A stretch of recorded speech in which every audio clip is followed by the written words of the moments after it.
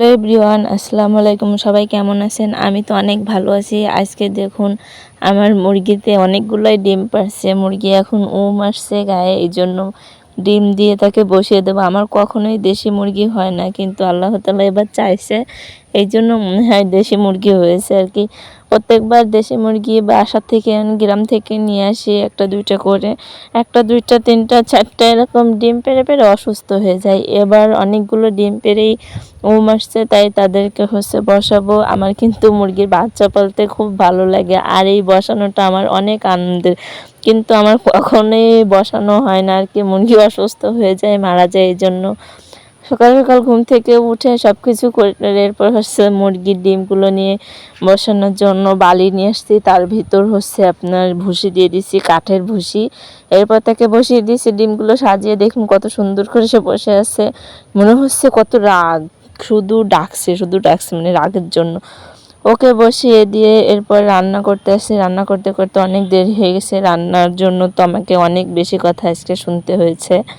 কেন জানি না, রান্না করতে করতে আমার সবসময় অনেক বেশি দেরি হয়ে যায়। মুরগির স্কিন ছিল ঘরে, পা এগুলো খেতে কিন্তু আমার অনেক মজা লেগে, তেল তেলে একটা ভাব আর হবে। কাঁচা আর পাকা টমেটো দিয়ে ভাজি করা হবে।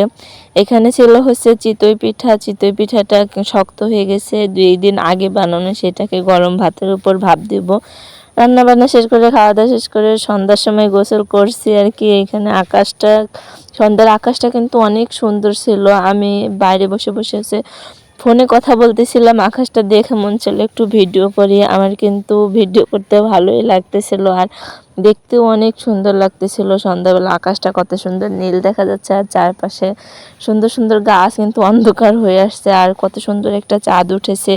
ভিউটা কিন্তু অনেক সুন্দর, তাই না? আপনাদের কাছে কি ভিউটা ভালো লাগছে? যদি ভালো লেগে থাকে কমেন্টে বলে যাবেন, কিন্তু এরকম ভিউ দেখতে আপনাদের কাছে কেমন লাগে। আর এখানে দেখুন আমার পাকনা বুড়িটা কি করে। পাকনা বুড়িটা যে এত পাকা হয়েছে, শুধু ড্যান্স করে। এখানে দেখুন, তারপর ওকে বলছিলাম তুমি একটু চাঁদ ধরে দেখাও, তো সে একটু চেষ্টা করতেছিল, কিন্তু চাঁদ তো আর ধরতে পারে না, তবুও হাত দিয়ে চেষ্টা করতেছিল। সবাইকে দেখে এইভাবে হাতের ভিতর নেয়, আমি কখনো এটা চেষ্টা করি না। আর এখানে দেখুন 2 আঙ্গুল দিয়ে সে কি দেখাচ্ছে, সে সারাদিনই দুষ্টুমি করে শুধু।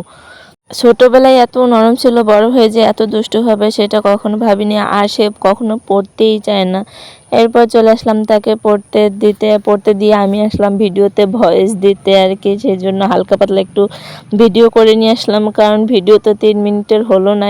এই জন্য এখানে তাকে পড়তে দিয়েছে, সে পড়তেই চাইছে না। এটা ধরছে, ওটা ধরছে, আর পড়তে বসার কথা বললেই বলে শুধু আমার খিদা লাগছে, আমাকে খেতে দাও, আমার খিদা লাগছে, আমাকে খেতে দাও। যেই একটা ধমক দিয়ে একটা পিটান দেবো, তারপর সে সুস্থ হয়ে বসবে, তার আগে সে বসবে না। সুস্থভাবে বসলে কিন্তু মার খাওয়া লাগে না। ভিডিওটা এই পর্যন্ত শেষ করছি। ভালো থাকবেন, সুস্থ থাকবেন।